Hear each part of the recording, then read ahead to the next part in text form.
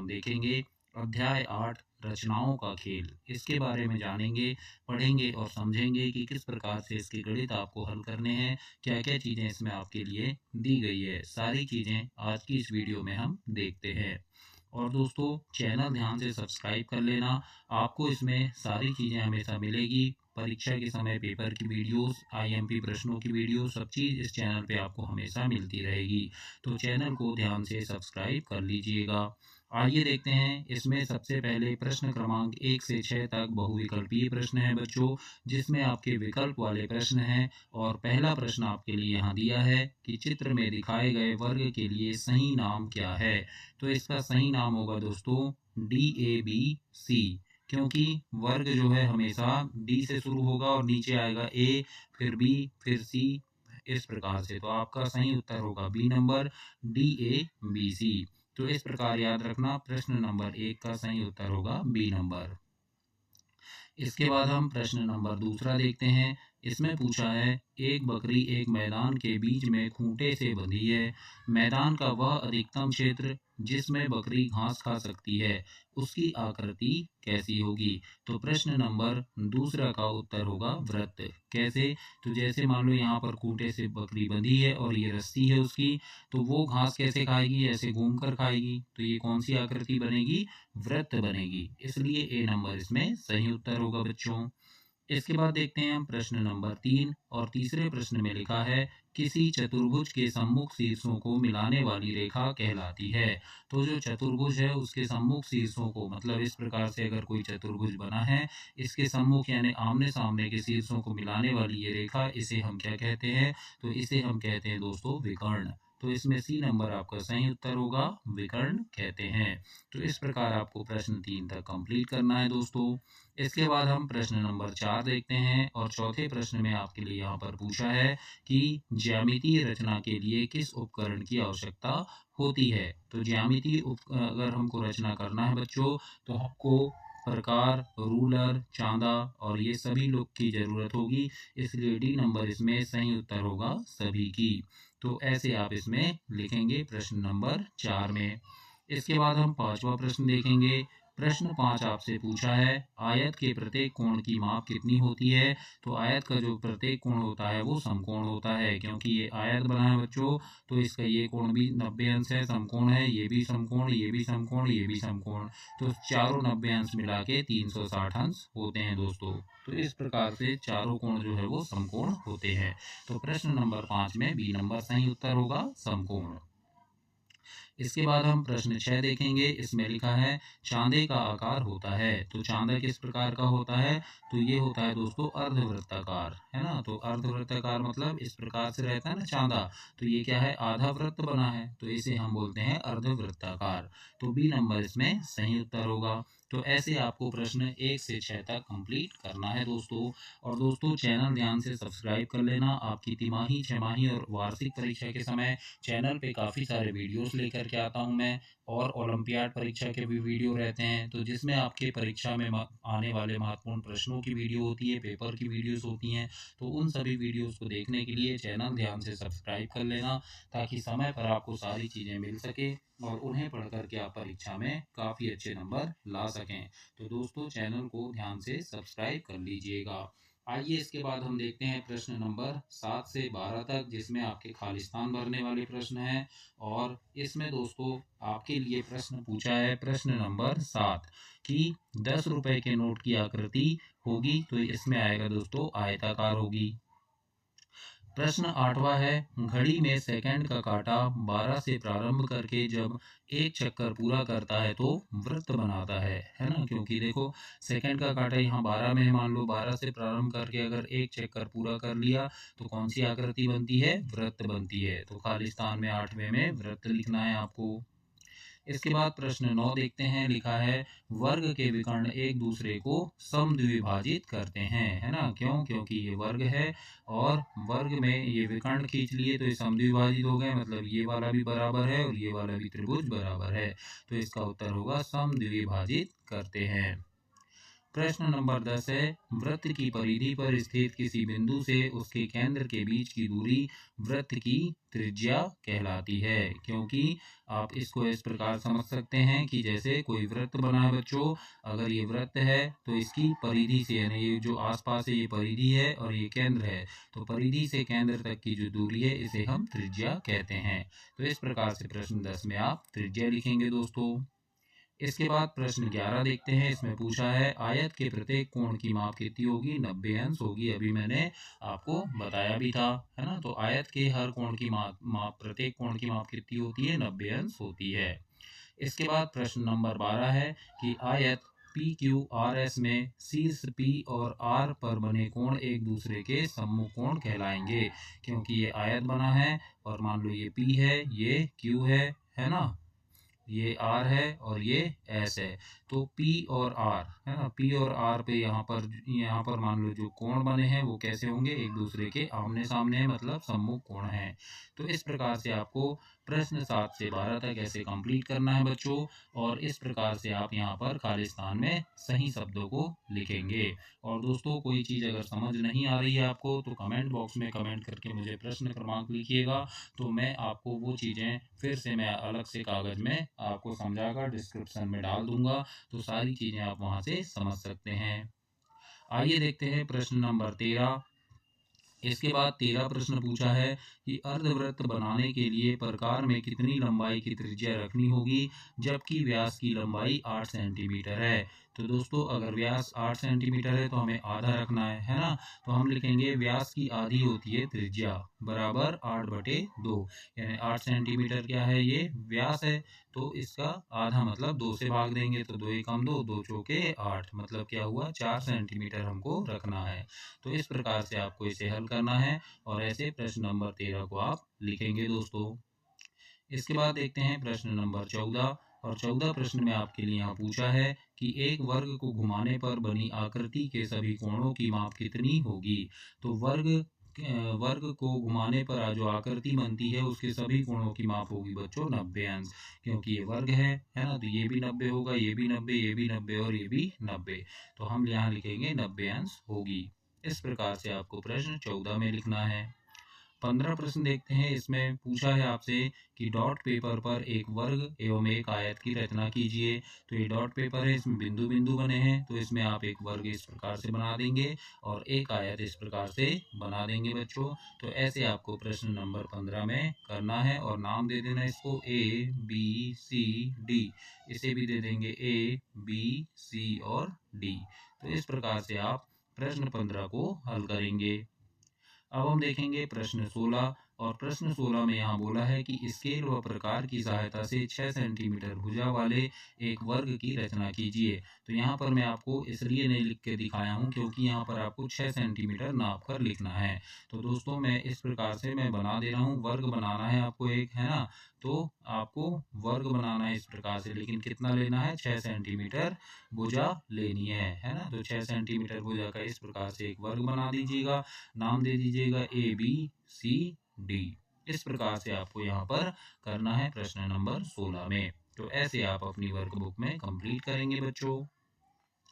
आगे देखते हैं प्रश्न नंबर 17 है। और 17 प्रश्न में आपसे यहाँ पर पूछा है कि 6 सेंटीमीटर लंबाई एवं 2 सेंटीमीटर चौड़ाई के आयत की रचना कर स्केल की सहायता से 3 समान वर्गों में बांटना है आपको। तो देखो, 6 सेंटीमीटर लंबाई लेना है, तो हमने ये 6 सेंटीमीटर लंबाई ले ली और 2 सेंटीमीटर चौड़ाई ले ली, है ना। अब इसको 3 खंडों में बांटना है, यानी स्केल की सहायता से 3 समान भागों में। तो ये 2 सेंटीमीटर बांट दिए, फिर ये 2 बांट दिए, फिर ये 2 बांट दिए, तो 6 बट गया। और इस प्रकार से हम इसके 3 खंड बना देंगे बराबर। तो ऐसे आपको इसको प्रश्न नंबर 17 को हल करना है दोस्तों। 18 प्रश्न देखेंगे। प्रश्न 18 में आपके लिए लिखा है कि एक वर्गाकार आकृति होने के लिए आवश्यक गुण कौन कौन से हैं। तो वर्गाकार आकृति यानी वर्ग बनाना है हमको, तो क्या क्या चीजें हम जरूरी गुण होने चाहिए इसमें दोस्तों? तो सभी भुजाएं समान होनी चाहिए, मतलब अगर ये 2 सेंटीमीटर है तो ये भी 2 होनी चाहिए, ये भी 2 और ये भी 2। और दूसरा, प्रत्येक कोण 90 अंश होने चाहिए, यानी ये भी 90 अंश, ये भी 90 अंश, ये भी 90 अंश और ये भी 90 अंश। तो ये 2 चीजें जो है वो होनी चाहिए। तो इस प्रकार से आप लिखेंगे कि सभी भुजाएं समान होनी चाहिए या होती है और प्रत्येक कोण 90 अंश के होते हैं। तो ये दो आवश्यक गुण जरूर होने चाहिए। तो इस प्रकार आप प्रश्न नंबर 18 में हल करेंगे बच्चों। 19 प्रश्न देखते हैं। प्रश्न नंबर 19 आपसे यहाँ पर पूछा है कि एक आयत की रचना कीजिए जिसमें एक विकर्ण सम्मुख कोणों को 45 अंश और 45 अंश में विभाजित करता है। तो दोस्तों कैसे करेगा, तो देखो इस प्रकार से हम एक आयत बना दिए है ना। अब यहाँ पर कोण बना दिए, तो देखो ये जो कोण बन रहा है आधा, तो ये कितना है 45 अंश है, और ये इस तरफ आधा जो है ये 45 अंश है। क्यों?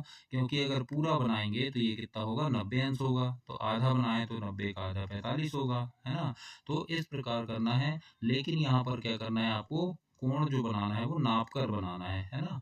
तो यहाँ पर आपको चांदे की सहायता से इसे नापना है। तो इस प्रकार आप प्रश्न नंबर 19 को हल करेंगे दोस्तों।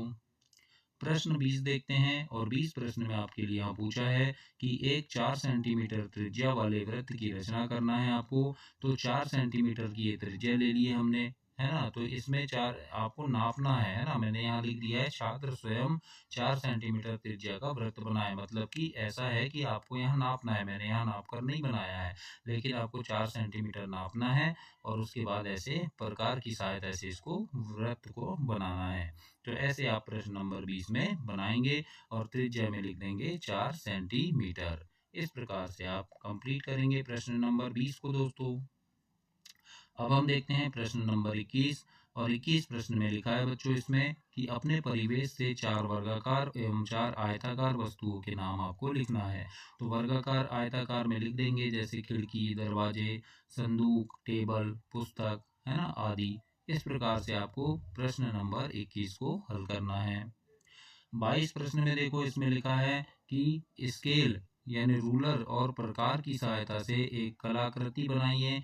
बनाई गई कलाकृति में कौन कौन सी ज्यामितीय आकृति का उपयोग किया गया है ये भी लिखना है। तो आपको प्रकार की सहायता से कलाकृति यानी कोई भी, जैसे इस प्रकार से हमने बना दिए गोला, प्रकार की सहायता से स्केल की सहायता से हमने नाप कर इस प्रकार बना दिए, है ना। तो इसमें इस प्रकार से आपको एक आयत और वृत्त बना देना है, और कौन कौन सी ज्यामितीय आकृति का उपयोग किया गया है तो वो आपको लिखना है। मतलब जैसे आप इसे बनाने के लिए किसका उपयोग करेंगे, पेंसिल का, है ना, फिर स्केल का उपयोग करेंगे, फिर प्रकार का उपयोग करेंगे। तो ऐसे आप यहाँ पर लिखेंगे। मैंने यहाँ लिखा है छात्र स्वयं कीजिए, क्योंकि आपको ये स्वयं आपको प्रकार से बनाना पड़ेगा। मैं यहाँ प्रकार नहीं चला पाऊंगा, इसलिए मैंने आपको बता दिया कि ऐसे आपको करना है। तो इस प्रकार से आप अपनी वर्कबुक में करेंगे बच्चों प्रश्न 22 को। 23 प्रश्न देखते हैं। इसमें यहाँ पर पूछा है कि एक आयत की रचना कीजिए जिसकी भुजा 3 सेंटीमीटर है और विकर्ण की लंबाई 7 सेंटीमीटर है। तो इस प्रकार से एक आयत बना देना है। इसकी ये भुजा जो है वो 3 सेंटीमीटर है और विकर्ण हमने क्या कर दिया 7 सेंटीमीटर बना दिया। तो ऐसे आपको इसे बनाकर कंप्लीट करना है दोस्तों। 24 प्रश्न देखेंगे। 24 प्रश्न में पूछा है एक घर का निर्माण कीजिए जिसकी सभी भुजाएं 6 सेंटीमीटर लंबी हो, यानी जितनी भी भुजाएं हैं सब 6 होनी चाहिए। तो हमने ये 6 ले लिया, ये भी 6 सेंटीमीटर ले लिए, है ना। ये सारी भुजाएं हमने क्या ले लिए 6 सेंटीमीटर ले लिए। तो इस प्रकार से आपको एक घर का निर्माण करना है। स्केल से नाप कर आप 6 सेंटीमीटर भुजा लीजिएगा। तो मैंने आपको यहाँ एक डेमो के लिए घर बना कर दिया है कि ऐसे आपको सारी भुजाएं 6 सेंटीमीटर लेना है दोस्तों। अब हम देखते हैं प्रश्न 25। तो प्रश्न 25 में आपसे यहाँ पूछा है एक आयत और एक वर्ग की रचना करना है जिसमें प्रत्येक का क्षेत्रफल 36 वर्ग सेंटीमीटर होना चाहिए। तो इस प्रकार से हमने एक वर्ग बना दिया और एक आयत बना दिया। तो वर्ग में हमने लंबाई कितनी नापे 6 सेंटीमीटर का की भुजा नाप ली है। तो ये भी 6 होगी, ये भी 6 और ये भी 6। तो वर्ग का जो क्षेत्रफल है वो कितना होता है भुजा का वर्ग। भुजा का वर्ग मतलब भुजा क्या है इसकी 6 है, तो 6 का वर्ग हो जाएगा। 6 का वर्ग कितना होता है 6 गुणा 6 36। तो 6 6 36 हो गया, है ना। 6 का वर्ग, 6 का वर्ग मतलब 6 का 2 बार गुणा, 6 गुणा 6। तो 6 गुणा 6 कितना होगा 36 होगा बच्चों। तो इस प्रकार से हमने क्या लिया इसकी रचना की है, जो क्षेत्रफल 36 आ गया। अब हम आयत देखते हैं। तो आयत का क्षेत्रफल होता है लंबाई गुणा चौड़ाई। तो हमने लंबाई ले लिया आयत की 12 सेंटीमीटर और चौड़ाई ले लिए 3 सेंटीमीटर, है ना। तो 12 और 3 को गुणा करेंगे तो 12 तिया कितना होगा 36 सेंटीमीटर होगा। तो इस प्रकार से आपको ये एक आयत और एक वर्ग की रचना करके ऐसे इसे हल करना है दोस्तों, और अपनी वर्क बुक में आपको लिखना है। आगे देखेंगे प्रश्न नंबर 26 है और इस प्रश्न में आपके लिए यहाँ पूछा है कि एक 8 सेंटीमीटर भुजा वाले वर्ग की रचना कीजिए। इसके अंदर ऐसे 4 वृत्त बनाना है जो आपस में एक दूसरे को तथा वर्ग की एक भुजा को स्पर्श करें। तो देखो ऐसे बनाना है आपको कि इस प्रकार से आपको नाप कर बनाना है बच्चों। 8 सेंटीमीटर लेना है ना, क्या लेना है, 8 सेंटीमीटर भुजा लेना है, ये 8 होगा, है ना। फिर ये भी 8 सेंटीमीटर, ये भी 8 और ये भी 8। इस प्रकार से हमने 8 सेंटीमीटर का ये बना दिया। अब इसके अंदर 4 वृत्त बनाना है, तो इस प्रकार से एक वृत्त बनाएंगे, ऐसे 2 वृत्त बनाएंगे, ऐसे तीसरा वृत्त बनाएंगे और ऐसे चौथा वृत्त बनाएंगे। तो ऐसे वृत्त बनाना है, आपस में एक दूसरे को तथा वर्ग की एक भुजा को स्पर्श करें। मतलब ये देखो, ये आपस में भी एक दूसरे से मिलने चाहिए और वर्ग की इधर भी एक भुजा से जरूर मिलने चाहिए। तो इस प्रकार से आपको एक वृत्त का निर्माण करना है। लेकिन यहाँ क्या करना है, आपको ये भुजा जो है 8 सेंटीमीटर स्केल से नाप कर बनानी है बच्चों। आगे देखेंगे 27 प्रश्न है और इसमें लिखा है एक आयत की रचना करना है जिसकी लंबाई 6 सेंटीमीटर और चौड़ाई 4 सेंटीमीटर है। तो एक आयत बना दो, स्केल से नापना, लंबाई होनी चाहिए 6 सेंटीमीटर और चौड़ाई होनी चाहिए 4 सेंटीमीटर। तो इस प्रकार से आप बनाएंगे और एक का ये आयत बन जाएगा प्रश्न 27 में। अब हम देखेंगे प्रश्न 28। इसमें लिखा है डॉट पेपर, लेकिन डॉट पेपर यहाँ हमारे पास है नहीं, इसलिए डॉट पेपर में आपको बनाना है ये, है ना। तो डॉट पेपर का उपयोग करके 5 सेंटीमीटर भुजा वाले वर्ग का निर्माण करना है और इसे एक चौथाई और आधा घुमाकर पुनः निर्माण करना है। तो डॉट पेपर यानी ऐसे बिंदु बिंदु वाला जो पेपर आता है, अभी हमने थोड़ी देर पहले प्रश्न किए थे, है ना। तो उनमें आपको क्या करना है, 5 सेंटीमीटर भुजा वाले एक वर्ग का निर्माण करना है। तो इस प्रकार से आप एक वर्ग बना देना। और क्या बोला है कि इसे एक चौथाई और आधा घुमाकर, तो आधा घुमाकर क्या है, तो आधा घुमाकर हम इस प्रकार से बना देंगे इसको, है ना। और एक चौथाई घुमाकर, एक चौथाई घुमाकर यानी आधा घुमाएंगे, सॉरी आधा घुमाएंगे तो इस प्रकार से बनेगा फिर से, है ना। लेकिन एक चौथाई घुमाएंगे तो ऐसा बनेगा। तो इस प्रकार से 3 चित्र आपको बनाने हैं, लेकिन बस एक चीज करना है कि 5 सेंटीमीटर भुजा जरूर नापना है। तो ऐसे आप प्रश्न 28 में करेंगे दोस्तों। 29 प्रश्न देखते हैं। इसमें पूछा है कि एक वर्ग की रचना करना है जिसमें विकर्ण सम्मुख कोणों के 2 बराबर भाग में विभाजित करता है। तो देखो ये वर्ग बना दिए हमने। अब विकर्ण, एक विकर्ण बनाएंगे, ये विकर्ण हो गया और ये सम्मुख कोण है ना, यानी ये सम्मुख कोण है। तो इसको क्या है, 2 बराबर भागों में विभाजित कर दिया। तो इस प्रकार से आपको यहाँ पर एक विकर्ण बनाना है, ये सॉरी एक वर्ग बनाना है और नाम दे देना ए बी सी और डी, इस प्रकार से। तो ऐसे आप बनाएंगे, कंप्लीट करेंगे। प्रश्न 8 है कि 8 सेंटीमीटर की रेखा खींचकर तरंगित लहर का निर्माण कीजिए। तो इस प्रकार से आपको एक रेखा खींच देना है ए से बी, ये क्या है 8 सेंटीमीटर है, और इस प्रकार से एक तरंगित लहर का आपको निर्माण करना है। तो ये आपको प्रश्न नंबर 30 में करना है। तो इस प्रकार से ये आपको कंप्लीट करना है बच्चों। और ये आपका अध्याय 8 कंप्लीट हुआ। अगली वीडियो में हम अध्याय 9 देखेंगे। तब तक के लिए आप चैनल को सब्सक्राइब करें, वीडियो को लाइक करें और अपने दोस्तों तक इसे शेयर करें। धन्यवाद बच्चों।